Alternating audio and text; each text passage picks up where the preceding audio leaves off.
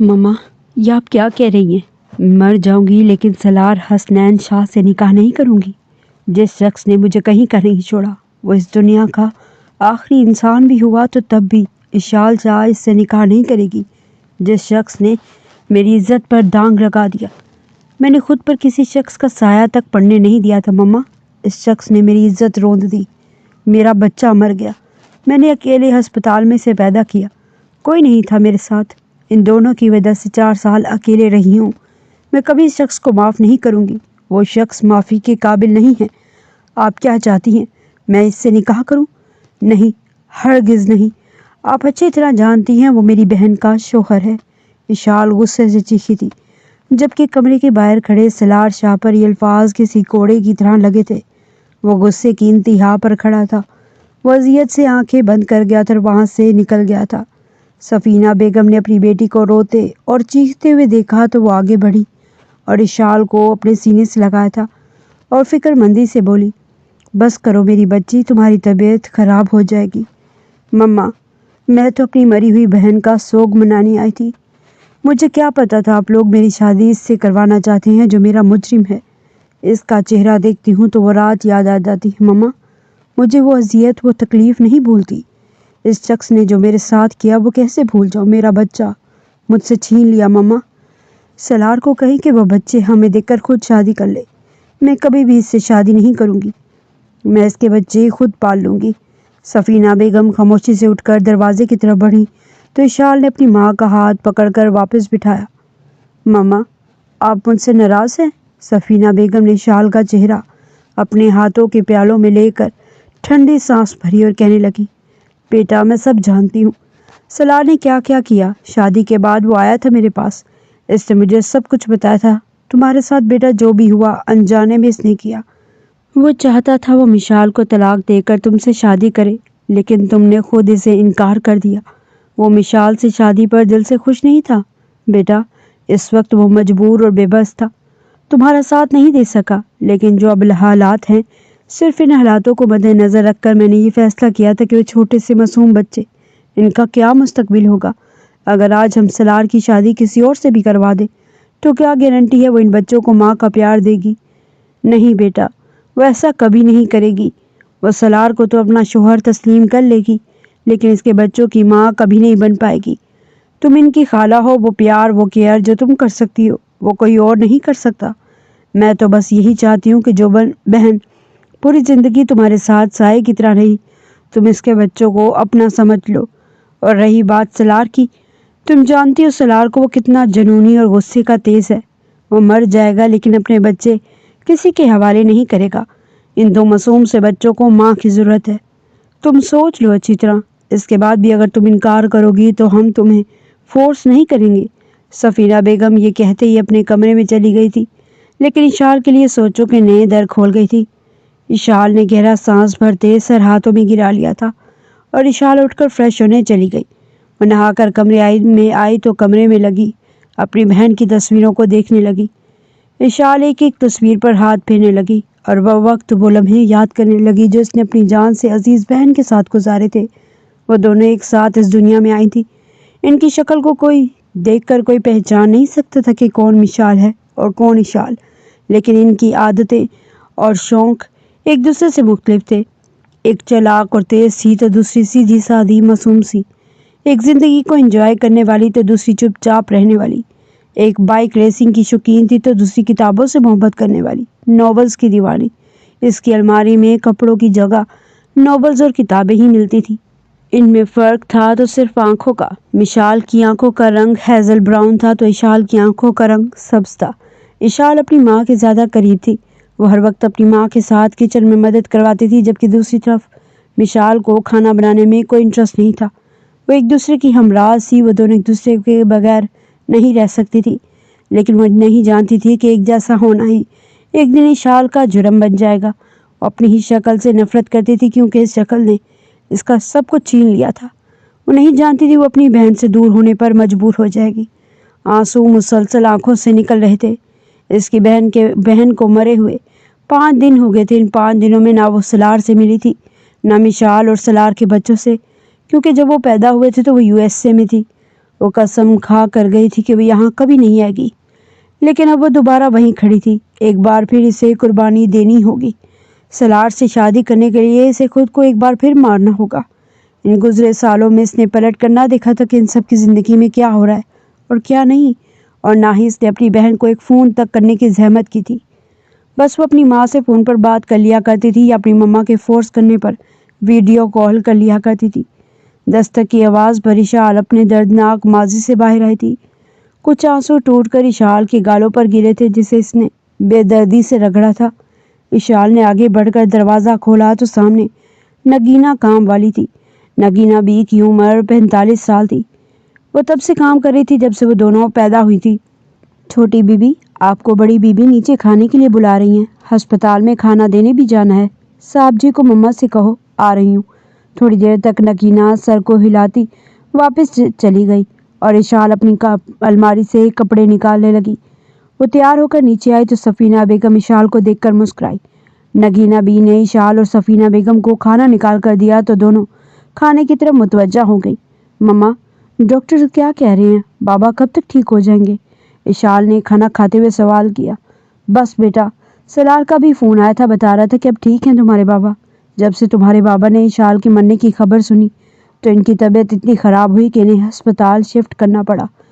Doctors کہہ رہے تھے کہ مائنر ہارٹ اٹیک آیا ہے ان کو۔ تمہیں تو پتہ ہے مشال تمہارے بابا کی کتنی کلوز تھی۔ اب ان کی حالت بہتر ہوئی ہے۔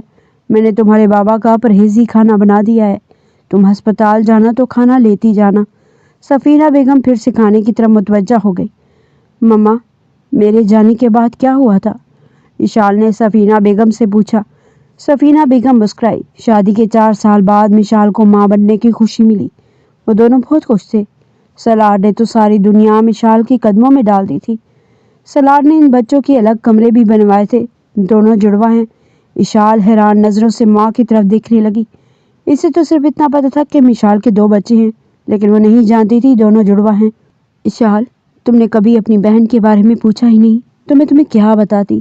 سفینہ بیگم نے اشال کی آنکھوں میں حیرانی دیکھی تو سب بتانے لگی۔ 1 سال پہلے، مبارک ہو آپ کو مسٹر سلار، آپ کی وائف پریگننٹ ہے۔ سلار نے بے یقینی سے ڈاکٹر کی طرف دیکھا۔ سلار کا دل تیزی سے دھڑک رہا تھا۔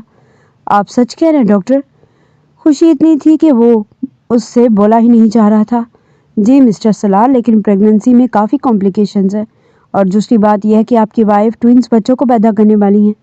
آپ کی وائف کافی کمزور ہیں، آپ ان کا خیال رکھیے گا۔ میں کچھ میڈیسنز لکھ کر دے رہی ہوں، ریگولر دینی ہیں۔ جی ڈاکٹر۔ سلار ڈاکٹر کی کیبن سے باہر آیا جہاں اس کی مشال نڈال سے بیٹھی تھی۔ وہ کافی کمزور ہو گئی تھی۔ وہ مسکراتا ہوا مشال کے ساتھ بیٹھ گیا۔ ڈاکٹر نے کیا کہا سلار؟ سلار تم رو رہے ہو؟ بولو سلار، میرا دل بیٹھا جا رہا ہے۔ مشال سلار کی آنکھوں میں آنسو دیکھ کر فکر مندی سے بولی۔ تم اور میں اور تم؟ سلار سے کچھ بولا ہی نہیں جا رہا تھا۔ وہ امید ہی چھوڑ چکا تھا کہ وہ کبھی باپ بھی بن سکے گا۔ سلار جلدی بولو، مشال پریشانی سے بولی۔ We are going to be a parents میری جان۔ مشال تم ماں بننے والی ہو۔ سلار نے مشال کو اپنی باہوں میں بھر لیا۔ خدا نے ہماری سن لی مشال، دیکھو ہمارا رب ہمیں ایک ساتھ 2 بچوں سے نواز رہا ہے میری جان۔ دونوں ایک دوسرے کے گلے لگے ہوئے تھے۔ آس پاس کے لوگ ان کو گزرتے ہوئے دیکھ رہے تھے، لیکن وہ دونوں تو بس پوری دنیا کو بھلائے ایک دوسرے میں مگن تھے۔ تھوڑی دیر بعد جب سلار کو احساس ہوا تو وہ مشال سے دور ہوا۔ وہ دونوں خوشی خوشی واپس گھر آئے۔ وقت پر لگا کر اڑ گیا تھا۔ 7 مہینے کیسے گزرے پتہ ہی نہ چلا۔ ان 7 مہینوں میں سلار نے مشال کا بہت خیال رکھا تھا۔ سلار نے اپنے بچوں کے لیے الگ روم تیار کروا لیا تھا۔ دنیا جہاں کے کھلونے اس کمرے کی زینت بنے ہوئے تھے۔ وہ مشال کو خود اپنے ہاتھوں سے کھانا کھلا کر آفس جاتا تھا۔ سلار آفس کے لیے جانے کے لیے تیار ہو رہا تھا، لیکن اس کا سارا دھیان مشال کی طرف تھا جو کھانے کو دیکھ کر منہ بنا رہی تھی۔ مشال، تم کھا کیوں نہیں رہی؟ تمہیں میں کہہ رہا ہوں نا، آج کھا لو، کل خود کھلاؤں گا۔ آج میری امپورٹنٹ میٹنگ ہے یار، لیٹ ہو رہا ہوں۔ اگر میرے بچوں کو یا تمہیں کچھ بھی ہوا تو میں ہرگز برداشت نہیں کروں گا۔ ڈاکٹر نے کہا ہے کہ تم اگر کھانا نہیں کھاؤ گی تو بچے کی صحت پر برا اثر پڑے گا۔ کتنے مہینوں سے تمہیں یہ باتیں سمجھا رہا ہوں، لیکن تم میری سنتی ہی نہیں ہو۔ سلار دیکھو میں کتنی موٹی ہو چکی ہوں۔ سلار نے مشال کے بھرے بھرے وجود پر نظر ڈالی اور پھر ہنس کر بولا، ہاں تو تمہارا آخری مہینہ چل رہا ہے نا، تو ظاہر ہے تم نے موٹا ہی دکھنا ہے۔ خیر تم کھانا کھاؤ، شام کو جلدی آ جاؤں گا تو باہر گھمانے لے جاؤں گا۔ اوکے، جلدی چلو جلدی سے کھانا ختم کرو، اور تم بار بار سیڑھیاں نہ چڑھا کرو۔ ذکیہ کام والی بتا رہی تھی کہ کل تم پھر اوپر گئی تھی، اس حالت میں مت اوپر جایا کرو۔ سلار مشال کو بڑے پیار سے سمجھا رہا تھا۔ میں تو اپنے بچوں کے روم میں گئی تھی، کل کھلونے لیے تھے نا تو وہ رکھنے گئی تھی۔ مشال نے منہ بنایا تھا۔ میری جان، ایک بار ڈیلیوری ہو جائے تو پھر چلی جانا، نہیں روکوں گا، ٹھیک ہے؟ اب آفس کے لیے دیر ہو رہی ہے۔ سلار مشال کو پیار کرتا آفس کے لیے نکل گیا تھا۔ شام کا وقت تھا۔ مشال ڈنر پر جانے کے لیے تیار ہو رہی تھی۔ وہ بلیک کھلے فراک میں وہ بہت پیاری لگ رہی تھی۔ مشال نے بالوں کو کرل کر کے انہیں کیچر لگا لیا تھا۔ وہ اپنے اوپر پرفیوم سپرے کر رہی تھی جب سلار کمرے میں داخل ہوا۔ وہ ریڈ شرٹ اور بلیک پینٹ، بلیک ہی کوٹ میں ہمیشہ کی طرح ہینڈسم لگ رہا تھا۔ وہ مسکراتا ہوا مشال کے پاس آیا اور مشال کو پیچھے سے ہگ کر لیا اور اپنے سلگتے ہونٹ کندھے پر رکھ کر مشال کے جسم کو محسوس کرنے لگا، اور پھر مشال کا رخ اپنی طرف کر کے سلار نے اسے سینے سے لگایا۔ مشال بھی اپنی آنکھیں بند کیے سلار کے گلے لگی تھی۔ بہت خوبصورت لگ رہی ہو، دل کر رہا ہے کہ اب کہیں باہر نہیں جاتے، گھر ہی کھانا آرڈر کر لیتے ہیں، کیوں، کیا کہتی ہو؟ وہ آنکھوں میں شرارت لیے مشال کو کہہ رہا تھا۔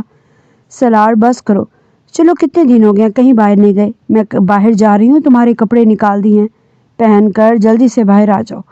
مشال نے جیسے باہر کی طرف قدم بڑھائے تو سلار نے مشال کو اپنی طرف کھینچا۔ مشال روحانسی ہوئی۔ سلار، میری لپسٹک خراب ہو جائے گی، دور رہو۔ سلار، جو مسلسل اس کی کمر کو پکڑتے ہوئے لپسٹک سے سجے ہونٹوں کو دیکھ رہا تھا، مشال اس کا اشارہ سمجھتے ہی چیخی تھی۔ جاؤ، تم بھی کیا یاد کرو گی، چھوڑ رہا ہوں، لیکن جب ڈیلیوری ہو جائے گی تو تم مجھے نہیں روکو گی، جو میں چاہتا ہوں وہ تم مجھے کرنے دو گی، سمجھ رہی ہو نا جو میں کہہ رہا ہوں؟ سلار نے ہنستے ہوئے مشال کی گالوں پر بوسہ دیا۔ مشال مسکراتی ہوئی باہر نکل گئی۔ وہ ایک ریسٹورینٹ میں کھانا کھا کر اور ڈھیر ساری شاپنگ کر کے گھر لوٹے تھے۔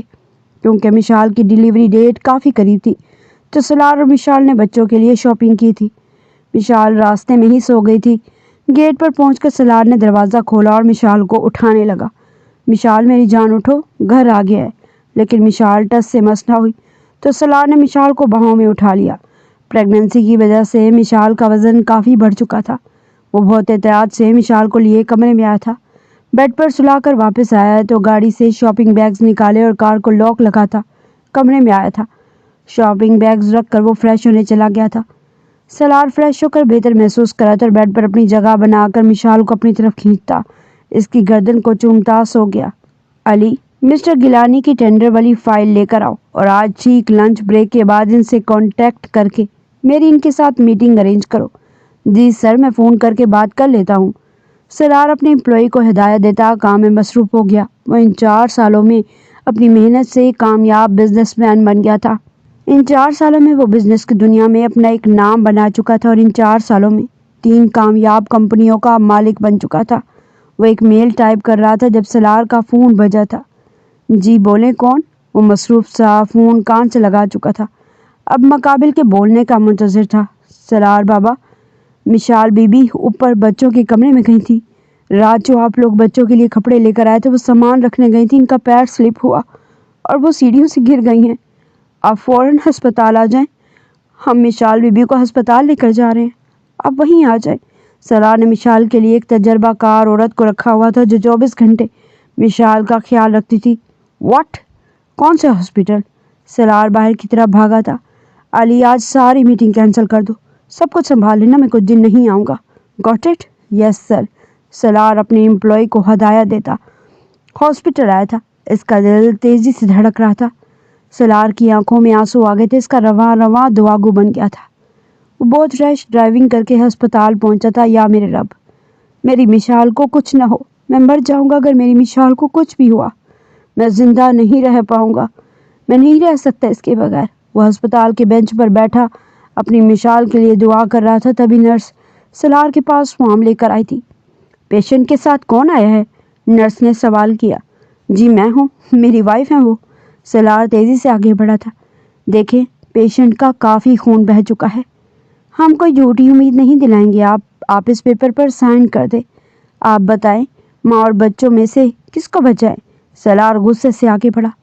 دیکھو، میری بیوی یا بچوں کو کچھ بھی ہوا، میں پورے ہاسپٹل کو آگ میں جھونک دوں گا، جانتی نہیں ہو تم مجھے؟ وہ غصے سے دھاڑا تھا۔ سفینہ بیگم اور زاویار شاہ مشال کے ماں باپ بھی وہاں گئے تھے۔ سرار میرے بچے دعا کرو، میری مشال اور دونوں بچوں کو کچھ نہ ہو، تم سائن کرو، آگے اللہ مالک ہے۔ زاویار شاہ سلار کو سمجھانے لگے، چاچو اگر مشال اور بچوں کو کچھ ہوا تو میں کیا کروں گا؟ زاویار شاہ نے سلار کو گلے لگایا تھا۔ سلار کا ضبط یہیں تک تھا، وہ ان کے گلے لگ کر دھاڑے مار مار کر رونے لگا تھا۔ سفینہ بیگم آج پہلی بار سلار کو روتا ہوا دیکھ رہی تھی اور حیران تھی کہ مرد بھی ایک عورت کے لیے روتا ہے۔ ہاں، اگر محبت سچی ہو تو ایک مرد بھی اس طرح روتا ہے، پر وہ سلار شاہ کی محبت نہیں تھی، وہ تو سلار شاہ کا عشق تھی جس کے بغیر وہ جینے کا تصور بھی نہیں کر سکتا تھا۔ سلار میرے بچے صبر کرو، سب ٹھیک ہو جائے گا، تم دعا کرو، تم اپنے رب سے مانگو، وہ تمہیں خالی ہاتھ نہیں لوٹائے گا۔ چلو میرے بچے آؤ، مسجد میں چلتے ہیں۔ سفینہ بیگم سلار کا چہرہ اپنے دوپٹے سے صاف کرنے لگی۔ زاویار شاہ نے نرس سے فارم لے کر سلار کو دیا۔ سلار نے کانپتے ہاتھوں سے سائن کر دیا۔ میری بیوی کو کچھ نہیں ہونا چاہیے، مجھے بچے نہیں چاہیے، میری بیوی میرے مشال کو بچا لے۔ سلار کہتا ہی ہسپتال سے باہر نکل گیا تھا۔ میرے رب میری بیوی اور بچوں کو زندگی دے دے، میرے اللہ میرے بچوں کو کچھ نہ ہو، زندگی دے دے میرے بچوں کو۔ 4 سال دن رات دعائیں مانگ مانگ کر میں نے تجھ سے اولاد مانگی ہے۔ میرے رب تو سب کر سکتا ہے، تیرے تو کن کہنے کی دیر ہے میرے اللہ، سب ہو جاتا ہے، تو میرے بچوں کو زندگی دے دے، میری مشال کو میرے اللہ زندگی دے دے، میں اس کے بغیر نہیں رہ سکتا۔ وہ سر سجدے میں گرا کر اپنے رب سے اپنی مشال اور بچوں کو مانگ رہا تھا۔ وہ بھاری دل لیے اس پیپر پر سائن تو کر آیا تھا کہ اس کی بیوی کو بچا لیا جائے، لیکن وہ چاہتا تھا اس کے بچوں کو بھی کچھ نہ ہو۔ دل کا غبار کم ہوا اور تھوڑا پرسکون ہوا تو ہسپتال آ گیا تھا۔ اب بینچ پر بیٹھا ڈاکٹر کے آنے کا انتظار کرنے لگا۔ چاچی 3 گھنٹے ہو گئے ہیں، ڈاکٹر باہر کیوں نہیں آ رہے؟ سلار بے صبری سے انتظار کر رہا تھا۔ بیٹا آ جائیں گے، سفینہ بیگم نے سلار کو کہا۔ تبھی دروازہ کھلا تھا۔ سلار جلدی سے نرس کے پاس گیا۔ مبارک ہو، آپ کو ایک بیٹا اور ایک بیٹی ہوئی ہے۔ لیکن نرس کہتے کہتے رکی تھی۔ لیکن کیا؟ سلار دھاڑا تھا۔ نرس سلار سے ڈر کر پیچھے ہوئی، وہ سلار کا جنونی انداز دیکھ چکی تھی۔ ہم آپ کی بیوی کو نہیں بچا سکے، نرس کہتے ہی وہاں سے چلی گئی تھی۔ سلار بے یقینی سے سب کو دیکھ رہا تھا اور پھر مشال کے کمرے کی طرف بھاگا جہاں ڈاکٹر مشال کے منہ پر سفید کپڑا ڈال رہا تھا۔ سلار جنونی انداز میں آگے بڑھا، ڈاکٹر کو مارنے لگا۔ تیری ہمت کیسے ہوئی میری مشال پر سفید کپڑا ڈالنے کی؟ وہ مری نہیں ہے، میری مشال زندہ ہے۔ وہ ساتھ ساتھ مار بھی رہا تھا۔ سب لوگ کمرے میں آئے تو اسپتال کے سٹاف نے سلار کو پکڑا تھا اور ڈاکٹر کا تو برا حال تھا، اس کی ناک سے خون بہنے لگا۔ کچھ دیر بعد انہوں نے سلار کو چھوڑا تھا تو سلار زمین پر دھاڑے مار مار کر رونے لگا۔ دیکھیں، ہم نے اپنی طرف سے پوری کوشش کی تھی، اب اللہ کو جو منظور تھا وہی ہوا ہے۔ اگر وہ سیڑھیوں سے نہ گرتی تو انہیں کچھ نہ ہوتا، وہ کافی اونچائی سے گری تھی، خون کافی بہہ چکا تھا، یہ تو ایک معجزہ تھا کہ بچوں کو کچھ نہیں ہوا، ورنہ ڈاکٹر نے بات ادھوری چھوڑی تھی۔ ڈاکٹر سلار کی حالت کو سمجھ رہا تھا، تبھی ہمدردی سے بولا تھا۔ یہ کہتے ہی سب کمرے سے چلے گئے تھے، صرف سلار، سفینہ بیگم، زاویار شاہ اور نگینہ بی بی رہ گئی تھی۔ تھوڑی دیر بعد نرس دونوں بچوں کو دے کر چلی گئی تھی۔ نگینہ تم بچوں کو گھر لے جاؤ، ان کا خیال رکھنا، ڈرائیور کو کہو وہ تمہیں گھر چھوڑ کر واپس یہاں آ جائے، ہم مشال کو لے کر تھوڑی دیر تک آتے ہیں، اور اشال کو فون کرو اور اسے کہو گھر آ جائے آج ہی۔ سفینہ بیگم نے روتے ہی نگینہ بی کو ہدایت دی۔ جی بیگم صاحبہ۔ نگینہ بھی بچوں کو لے کر گھر چلی گئی تھی اور سلار ابھی تک دیوار سے ٹیک لگا کر بیٹھا ہوا تھا، آنکھوں میں آنسو لیے مشال کی لاش کو دیکھ رہا تھا۔ زاوی آپ کی طبیعت تو ٹھیک ہے نا؟ سفینہ بیگم کا دھیان زاویار شاہ کی طرف گیا تھا جنہوں نے اپنے دل پر ہاتھ رکھا ہوا تھا اور درد برداشت کرنے کی کوشش کر رہے تھے۔ ڈاکٹر کو بلائیں پلیز۔ سفینہ بیگم نے نرس کو بلایا تو ان کو لے کر دوسرے کمرے میں چلی گئی تھی۔ ڈاکٹرز کا کہنا تھا کہ ان کو ہارٹ اٹیک آیا، اگر وہ ہسپتال میں ہی موجود نہ ہوتے تو انہیں بچانا بہت مشکل ہو جاتا۔ تم مجھے چھوڑ کر نہیں جا سکتی مشال، میں مر جاؤں گا، میں تمہارے بغیر نہیں رہ سکتا۔ ٹھیک ہے، تم جہاں جا رہی ہو میں بھی تمہیں وہیں ملوں گا۔ وہ مشال کو گلے لگا کر چوم رہا تھا، وہ جنونی انداز میں کہہ رہا تھا۔ اس وقت وہ ہوش میں نہیں لگ رہا تھا۔ سلار کی نظر ساتھ پڑی تیز دھار چھری پر پڑی، وہ لمحوں میں فیصلہ کر گیا، اپنی مشال کے بغیر زندہ نہیں رہ سکتا تھا۔ کمرے میں کسی کو موجود نہ پا کر اس نے خود کو کمرے میں لاک کیا۔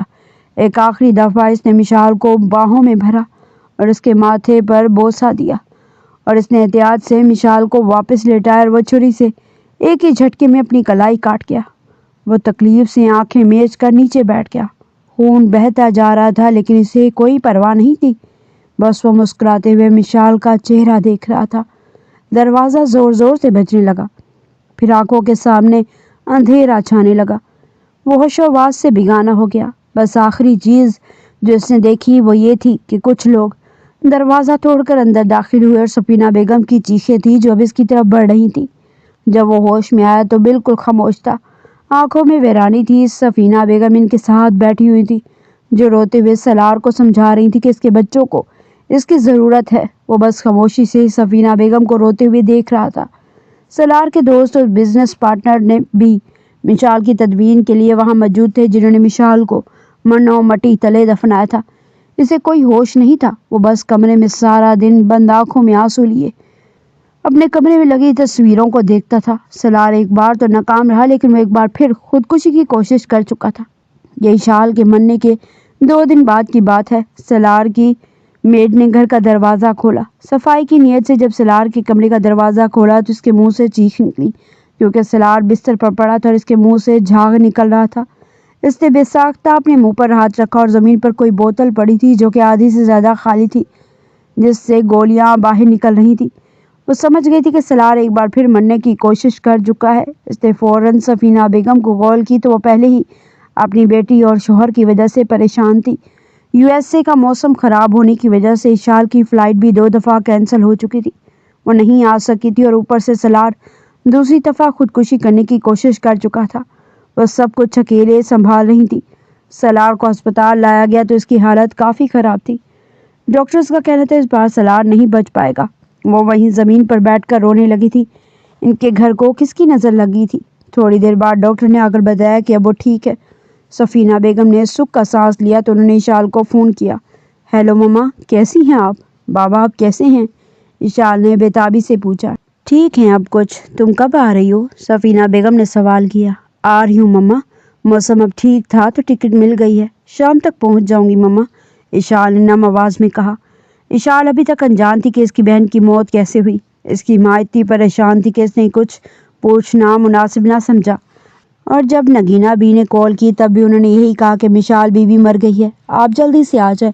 اس کے بعد وہ روتے ہوئے فون بند کر چکی تھی کیونکہ پیچھے بچوں کے رونے کی آوازیں آ رہی تھی۔ اس کے بعد وہ بے یقینی سے فون کرتی رہی، کسی نے فون نہ اٹھایا۔ اشال میں تھک گئی ہوں بیٹا، جلدی آ جاؤ، میرا گھر بکھر گیا ہے۔ بیٹا میری بچی مر گئی، تمہارے پاپا ICU میں تھے، ابھی بھی ان کی طبیعت ٹھیک نہیں، اور اوپر سے سالار۔ سفینہ بیگم نے بات ادھوری چھوڑ دی تھی۔ سالار کیا مما؟ وہ ٹھیک تو ہے نا؟ کچھ ٹھیک نہیں ہے، وہ 2 دفعہ خودکشی کی کوشش کر چکا ہے، وہ مشال کے بغیر نہیں رہ سکتا، تم آ جاؤ پھر تمہیں سب بتاؤں گی۔ ٹھیک ہے مما، خدا حافظ۔ سفینہ بیگم نے فون بند کیا اور آنکھیں موند لی۔ انہیں بیٹھے ہوئے کچھ دیر ہی ہوئی تھی جب نرس نے کہا کہ سالار کو ہوش آ گیا ہے۔ وہ اٹھی سالار کے کمرے میں داخل ہوئی، ایک ہاتھ پر پٹی جبکہ دوسرے ہاتھ پر ڈرپ لگی ہوئی تھی۔ سفینہ بیگم کی آنکھوں میں آنسو آ گئے تھے۔ سالار کی حالت کو دیکھ کر وہ 27 سالہ مرد جو کبھی ہارا نہیں تھا، جس نے ہمیشہ جیتنا سیکھا تھا، جو ایڈونچر کا شوقین تھا، جو ایڈونچر کے لیے کچھ بھی کر سکتا تھا اور جیتنا اس کے خون میں شامل تھا، وہ تب بھی نہیں رویا تھا جب وہ اکیلا تھا۔ 14 سال کی عمر میں اس نے اپنے باپ کا بزنس سنبھالا تھا، آج وہ اپنی محنت سے اتنا اوپر لے آیا تھا کہ ہزاروں لوگ اس سے پارٹنرشپ کے خواہش مند تھے۔ اس 27 سالہ مرد کی ایک کمزوری اس کی بیوی مشال تھی، جس کے لیے وہ کچھ بھی کر سکتا تھا، لیکن آج وہ کمزوری بھی ختم ہو گئی تھی۔ اس کی مشال مر چکی تھی، اس کے اندر اب جینے کی چاہ ختم ہو گئی تھی۔ سالار میرا بچہ، تم ٹھیک تو ہو نا؟ میرے بچے، میں تمہارے آگے ہاتھ جوڑتی ہوں بیٹا، اب ایسی کوئی حرکت نہ کرنا، تم اپنے بچوں کا تو خیال کر لو، وہ روتے ہوئے کہہ رہی تھی۔ سالار بس چھت پر چلتے پنکھے کو گھور رہا تھا۔ سفینہ بیگم نے ٹھنڈی سا آہ بھری۔ انہیں ایسا لگا سالار ان کی کوئی بات نہیں سن رہا، انہیں اپنا بولنا فضول لگا۔ وہ خاموش ہو گئی تھی۔ سالار کو ڈسچارج کر دیا گیا تھا، وہ گھر جا رہا تھا۔ سالار بچے، گھر چلو میرے ساتھ۔ سفینہ بیگم کی آنکھوں میں امید تھی کہ وہ خود کو سنبھال لے گا۔ نہیں چاچی، میں کچھ دیر اکیلا رہنا چاہتا ہوں، سالار کہتے ہی مڑ گیا۔ سفینہ بیگم ہسپتال میں ہی رک گئی تھی کیونکہ زاویار صاحب کو چھٹی نہیں ملی تھی۔ وہ کچھ دیر وہاں بیٹھ کر گھر آ گئی تھی کیونکہ اشال آنے والی تھی اور سفینہ بیگم کو ایک اور مشکل کام کرنا تھا۔ وہ تھا اشال کو سلار سے شادی کرنے کے لیے منانے کا، جو کہ مشکل کام تھا کیونکہ وہ اشال اور سلار کے ماضی سے واقف تھیں کہ اشال سلار کو دیکھنا تک نہیں چاہتی تھی۔ شادی تو دور کی بات تھی لیکن انہیں یہ کام کرنا تھا۔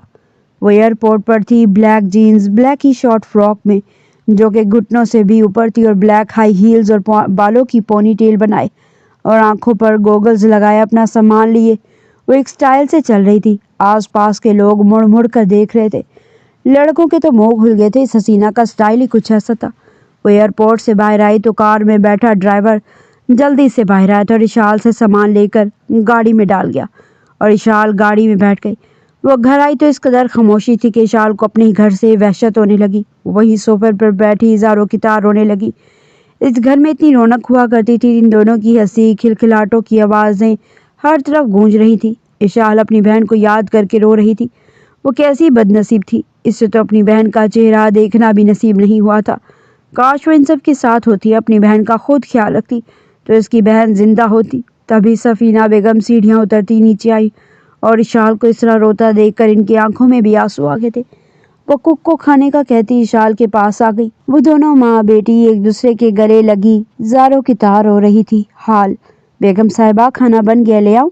نگینہ بی کی آواز پر اشال اور سفینہ بیگم اپنے ماضی کی بھول بھلیوں سے باہر آئی تھی۔ ہاں لے آؤ، بس اشال نے کھانا کھا لیا، وہ اسپتال جائے گی تو لے جائے گی، سفینہ بیگم کہہ کر خاموش ہو گئی تھی۔ دونوں کی آنکھوں میں آنسو تھے۔ سلار کا حال تو سب سے برا ہے، وہ 2 دفعہ خودکشی کی کوشش کر چکا ہے، اس حالت میں بچوں کو کیسے سنبھالے گا؟ سفینہ بیگم تھوڑی دیر کے بعد بولی، آپ بچوں کو سلار کے پاس چھوڑ آئے، جب اپنے بچوں کو دیکھے گا تو خود ہی ٹھیک ہو جائے گا، اس کی حالت ٹھیک ہو جائے گی، بلکہ بچوں کو تیار کروا دے، میں آج ہی چھوڑ آتی ہوں۔ کہاں ہیں بچے؟ اشال جب سے آئی تھی اس نے بچوں کو نہیں دیکھا تھا، میں نے ایک میڈ لگوائی ہے، وہی بچوں کی دیکھ بھال کر رہی ہے، سفینہ بیگم نے سوال کیا۔ ماما آپ ٹینشن نہ لیں، سب ٹھیک ہو جائے گا، اشال نے روتے ہوئے جواب دیا۔ تھوڑی دیر بعد روئی جیسے ملائم گول مٹول بچوں کو میڈ دے کر چلی گئی۔ اشال تو اتنی خوش ہوئی کہ وہ یہ تک بھول گئی کہ وہ تھوڑی دیر پہلے وہ رو رہی تھی۔ وہ بچوں کو دیکھ کر دیوانہ وار چومنے لگی، ان کے ہاتھ پاؤں دیکھ کر وہ پھر سے زاروں کی طرح رونے لگی۔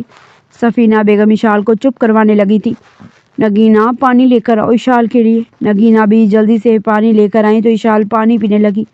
پانی پی کر تھوڑا سکون ملا تو وہ اٹھ کھڑی ہوئی۔ امی بچوں کو لے کر جا رہی ہوں، سلار کو ٹھیک کرنے کا یہی طریقہ ہے، جب تک وہ گھر میں اکیلا رہے گا ویسے ہی خود کو نقصان پہنچانے کی کوشش کرے گا، آپ فکر نہیں کریں، سب ٹھیک ہو جائے گا، وہ دکھ سے بولی۔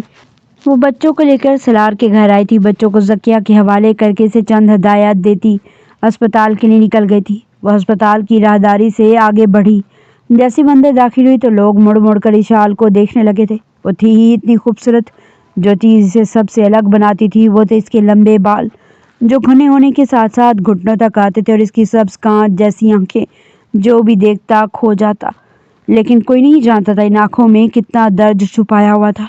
اشال آگے بڑھتی جا رہی تھی، ہاتھوں میں ایک بیگ اور دوسرے ہاتھ میں ٹفن تھا۔ وہ روم نمبر 45 ڈھونڈتی ہوئی جیسے اندر داخل ہوئی، پہلی نظر ہی سلار پر پڑی جو موبائل میں مشال کی تصویر دیکھ کر رو رہا تھا۔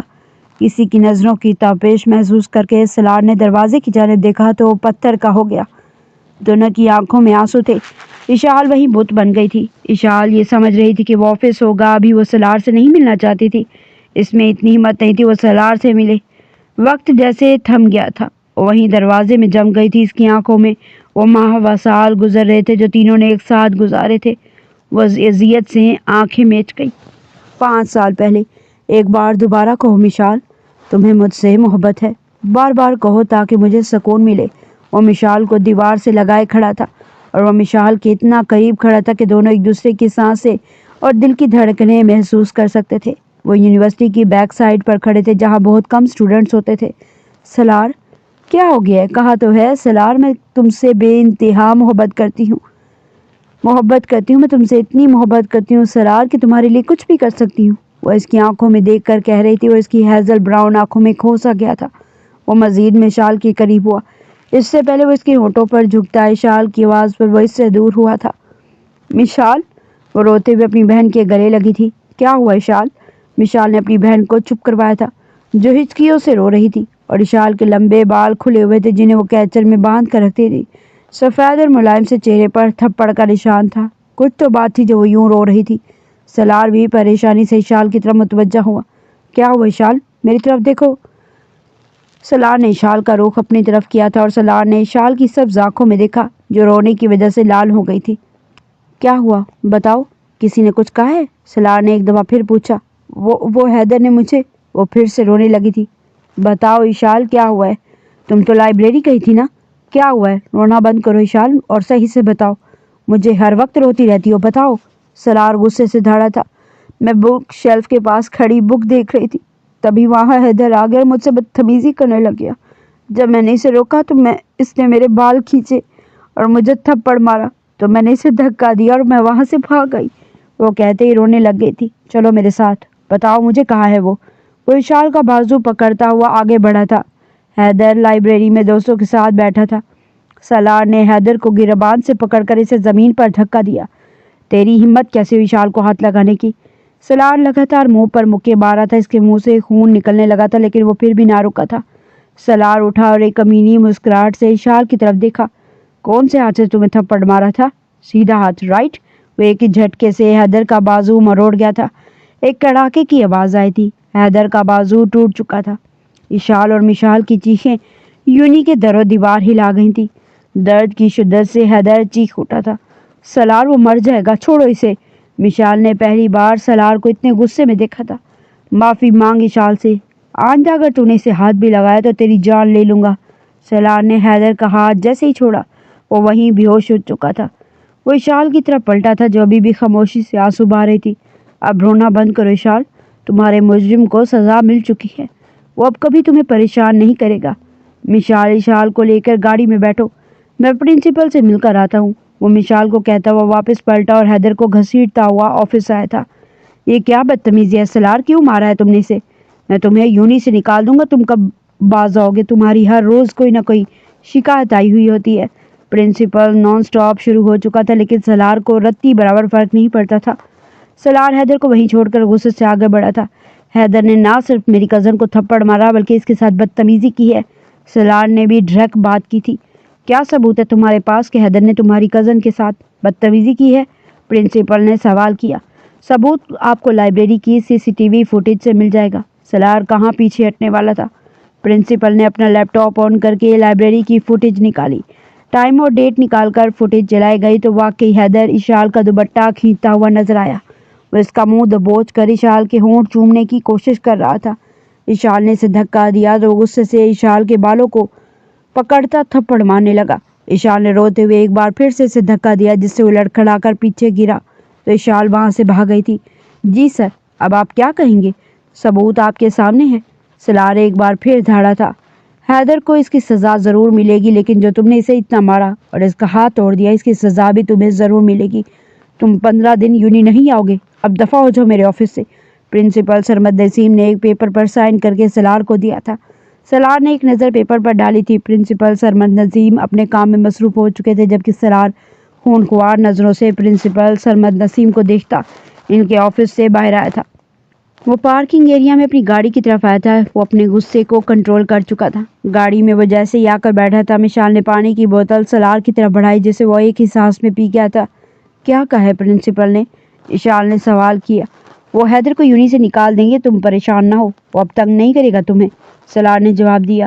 پرنسپل سرمد نے تمہیں کچھ نہیں کہا؟ مشال نے پوچھا۔ ہاں، 15 دن کے لیے یونی سے نکال دیا انہوں نے مجھے، سلار نے سکون سے جواب دیا۔ کیا؟ یہ کیا کہہ رہے ہو؟ تمہاری پڑھائی کا کیا ہوگا؟ اشال نے کہا۔ تم ہو نا مائی ڈیئر سالی صاحبہ، تم 15 دن میری اسائنمنٹس اور نوٹس بناؤ گی، میں اپنی فیکٹری اور آفس کو دیکھ لوں گا۔ اب تمہارے لیے پنگا لیا کچھ تو فائدہ ہو، سلار نے آرام سے جواب دیا تھا۔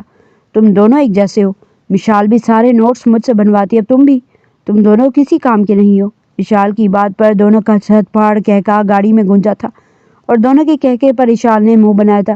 جب تمہارے جیسی انٹیلیجنٹ سالی موجود ہے ہم نے کیا کرنا ہے، اور ویسے بھی فیکٹری میں کافی آرڈر آئے ہوئے ہیں، میں ان معاملات کو دیکھ لوں گا۔ کیا کھاؤ گی تم دونوں؟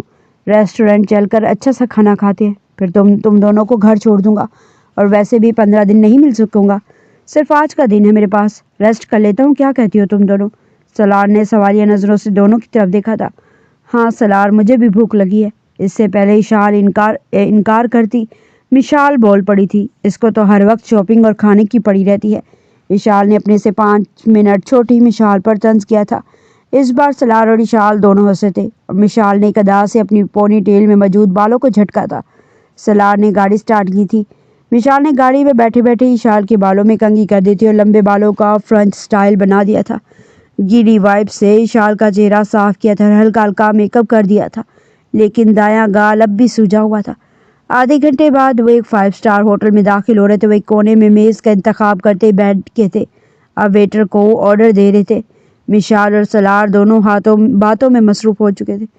اشال نے جب دونوں کو باتوں میں مصروف دیکھا تو بیگ سے امربیل ناول امیرا احمد کا مشہور ناول نکال کر پڑھنے لگی۔ وہ ناول کی دیوانی یہ تک بھول گئی کہ وہ اس وقت کھانا کھانے آئے ہیں۔ مشال کو تو غصہ ہی آ گیا، اس سے غصے سے ناول چھین کر اپنے بیگ میں ڈالا تھا۔ اشال نے منہ بنا کر مشال کو دیکھا۔ گھر جا کر پڑھ لینا بہن، مشال نے مصنوعی غصے سے ٹوکا تھا۔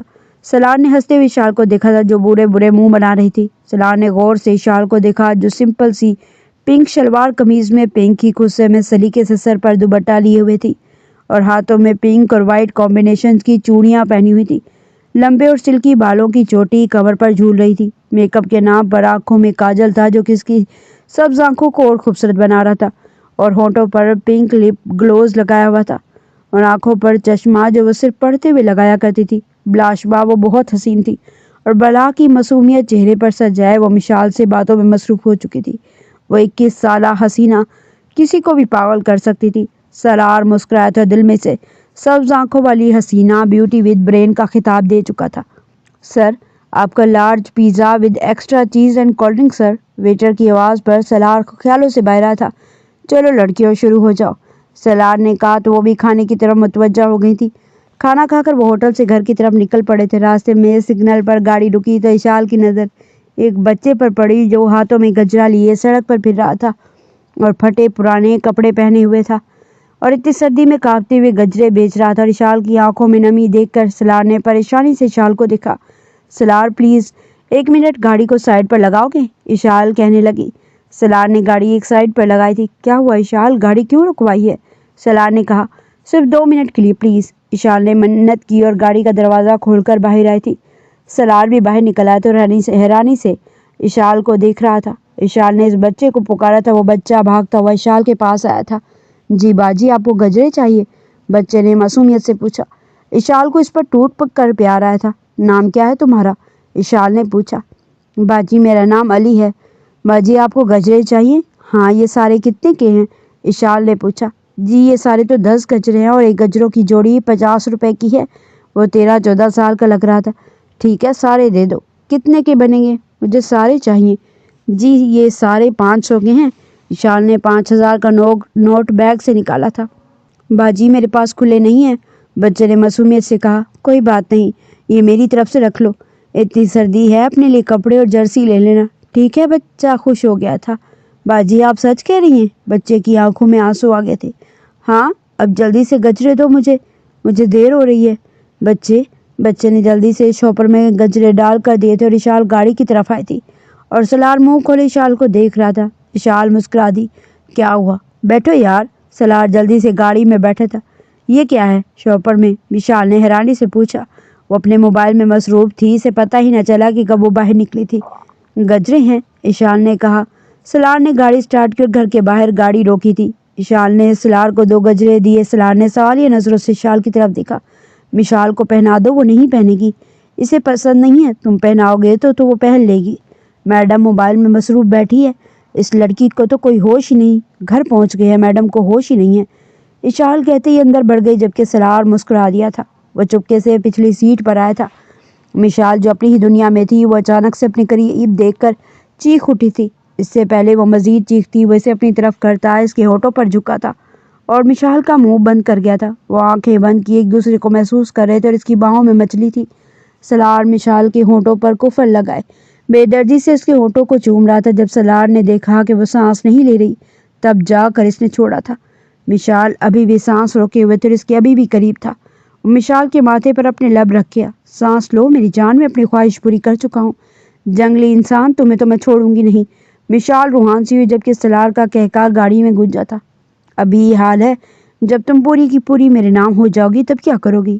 تب تو تمہاری یہ مزاحمت بھی کام نہیں آئے گی میری جان۔ سلار کی بات پر مشال نے نظریں جھکا لی تھی۔ سلار نے مشال کی کلائیوں میں بڑے ہی پیار سے گجرے پہنائے تھے۔ مشال مسکرا دی تھی۔ جانتا ہوں تمہیں پسند نہیں ہے لیکن میں چاہتا ہوں تم یہ پہنو، مجھے اچھا لگے گا۔ سلار نے مشال کے چہرے کو ہاتھوں کے پیالے میں بھرا تھا۔ مشال نے مسکرا کر نظریں جھکا لی۔ آج اور اندر میں جا رہا ہوں، تم بھی اپنی حالت ٹھیک کر لو۔ وہ اندر کی طرف بڑھا تھا۔ مشال نے بیگ سے شیشہ نکال کر دیکھا تھا۔ نچلے ہونٹوں پر خون لگا ہوا تھا، لپسٹک پھیل چکی تھی اور وہ شرم سے لال ہو گئی تھی۔ جلدی سے اس نے ہونٹوں کو صاف کر کے اس پر لپسٹک لگا کر باہر نکل آئی تھی۔ جب مشال اندر آئی تو سارے بیٹھے باتیں کر رہے تھے۔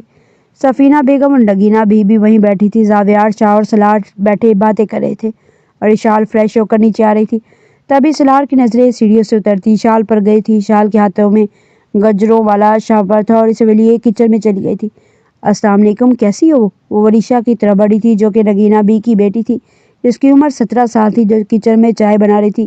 جی باجی ٹھیک ہوں، وریشا نے مسکرا کر جواب دیا۔ یہ لو، یہ تمہارے لیے۔ اس نے گجروں کی ایک جوڑی وریشا کی طرف بڑھائی تھی اور جو کہ دیکھتے ہی خوشی سے منہ پر ہاتھ رکھ چکی تھی۔ باجی آپ کتنی اچھی ہیں، مجھے تو گجرے بہت پسند ہیں۔ اشال نے گجرے وریشا کو پہنائے تھے جو وہ خوشی سے اپنے ہاتھوں میں موجود گجروں کو دیکھ رہی تھی۔ جلدی سے چائے لے کر باہر آؤ۔ اشال باہر آئے تو سب اشال کی طرف دیکھنے لگے۔ کیا ہوا، آپ سب لوگ مجھے کیوں دیکھ رہے ہیں؟ وہ کنفیوز ہوئی تھی۔ بھائی دیکھ رہے ہیں ہماری بیٹی دن بہ دن حسین ہوتی جا رہی ہے، اب تو ہمیں اشال کی شادی کے بارے میں بھی سوچنا چاہیے۔ زاویار شاہ نے ہنستے ہوئے کہا تو اپنے بابا کی بات پر اشال نے منہ بنایا، جبکہ سب نے کہکا لگایا تھا۔ جی نہیں، میں تو یہیں اسی گھر میں رہوں گی، مجھے شادی نہیں کرنی، اشال نے معصومیت سے کہا۔ نگینہ بی کی طرف آئی تھی۔ بی جی آپ اپنے ہاتھ آگے کریں۔ انہوں نے اپنے ہاتھ آگے کیے تو اشال نے پھولوں کے گجرے ان کے ہاتھوں میں پہنائے تھے۔ ارے بیٹا، اس عمر میں کہاں اچھے لگتے ہیں یہ چونچلے۔ اور پھر وہ سفینہ بیگم کی طرف آئی تھی۔ اشال نے انہیں بھی گجرے پہنائے تھے، کیوں اچھے نہیں لگتے؟ دیکھیں کتنے پیارے لگ رہے ہیں۔ سلار نے دلچسپی سے اشال کی طرف دیکھا تھا جب صوفے پر بیٹھی اپنے ہاتھوں میں خود گجرے ڈال رہی تھی۔ اشال اٹھ کر سب کی تصویریں لے رہی تھی۔ مشال نے اشال کی ہر پوز میں تصویریں لی تھی جو کہ مسکراتے ہوئے سب دیکھ رہے تھے۔ مشال کہاں پیچھے رہنے والی تھی، اس نے بھی بے شمار سیلفیز لی تھی اشال کے ساتھ، پھر اپنے ماں باپ کے ساتھ اور پھر سلار کے ساتھ سیلفیز لی تھی۔ وریشا بھی چائے لے کر آ گئی تھی، سب چائے پینے لگے تھے۔ چاچو مجھے آپ سے ایک ضروری بات کرنی ہے۔ زاویار شاہ سلار کو لے کر اسٹڈی روم میں آئے تھے۔ ہاں بولو بیٹا، کیا بات کرنی تھی؟ زاویار شاہ نے کہا تو اٹھ کر ان کے قدموں میں بیٹھ گیا تھا۔ زاویار شاہ نے حیرانی سے اپنے بھائی کی آخری نشانی کو دیکھا تھا۔ چاچو آپ جانتے ہیں میں مشال سے محبت کرتا ہوں، میں مشال سے نکاح کرنا چاہتا ہوں۔ آپ جانتے ہیں جب 4 سال کا تھا ماں باپ ایکسیڈنٹ میں چل بسے، اگر وہ ہوتے تو مشال کے لیے رشتہ لے کر آتے۔ اب جب وہ نہیں ہے تو مجھے ہی رشتہ لے کر آنا تھا۔ آپ میرے بڑے ہیں، میں اپنی خواہش بتا چکا ہوں، اب آپ کیا فیصلہ کرنا چاہتے ہیں وہ آپ کی مرضی ہے چاچو، لیکن اگر آپ نے انکار کیا چاچو تو میں مر جاؤں گا۔ آپ پلیز مجھے مشال دے دیں، میں وعدہ کرتا ہوں میں مشال کو خوش رکھوں گا، کوئی کمی نہیں دوں گا، جو وہ کہے گی وہ لا کر دوں گا، پوری دنیا اس کے قدموں میں لا کر رکھ دوں گا۔ سلار آنکھوں میں امید لیے زاویار شاہ سے بول رہا تھا۔